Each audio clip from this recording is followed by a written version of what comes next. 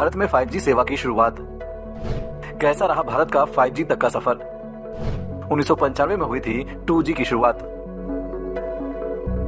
भारत में इंटरनेट को 27 साल हो चुके हैं। जी हां, 15 अगस्त 1995 में देश में पहली बार इंटरनेट का इस्तेमाल हुआ था। एक समय था जब इंटरनेट का इस्तेमाल करने के लिए साइबर कैफे जाना होता था, जो शहर में 1 या 2 की गिनती में ही होते थे, और वो भी बहुत महंगे। लेकिन आज भारत ने इंटरनेट की दुनिया में एक कदम और आगे बढ़ा लिया है। भारत में आज यानी 1 अक्टूबर 2022 को 5G सेवा की शुरुआत हो चुकी है।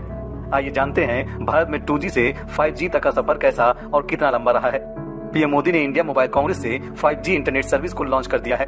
भारत में लंबे समय से 5G सेवा के शुरू होने का इंतजार किया जा रहा था। फिलहाल देश के कुछ चुनिंदा बड़े शहरों में 5G सेवा का लाभ लोगों को मिल सकेगा। भारत में इंटरनेट क्रांति की शुरुआत 1995 में 2G सर्विस के लॉन्च के साथ हुई थी। 2G से 3G तक के सफर में देश को 14 साल लगे। 2009 में 3G सर्विस लॉन्च की गई। इसके बाद 2012 में 4G सर्विस शुरू हुई और अब 2022 में 5G सर्विस लॉन्च हो गई है। 1995 में विदेश संचार निगम लिमिटेड ने पहली बार पब्लिक इंटरनेट की शुरुआत की थी। इससे पहले आम आदमी के लिए इंटरनेट की सुविधा नहीं थी। कोलकाता में सबसे पहले इंटरनेट का आम इस्तेमाल किया गया था।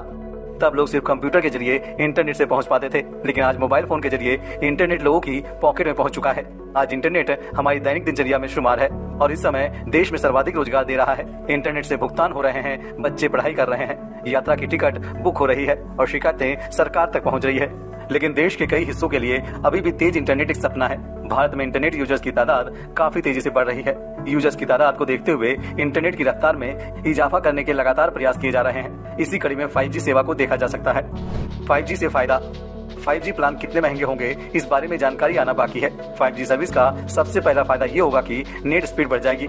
इससे इंटरनेट के माध्यम से चलने वाली चीजों की बिक्री में इजाफा होने की संभावना है। ऐसी चीजों को इंटरनेट ऑफ थिंग्स कहा जाता है, जिनमें कई तरह की मशीनें और उपकरण शामिल हैं। इन चीजों की बिक्री बढ़ने से देश को फायदा होगा।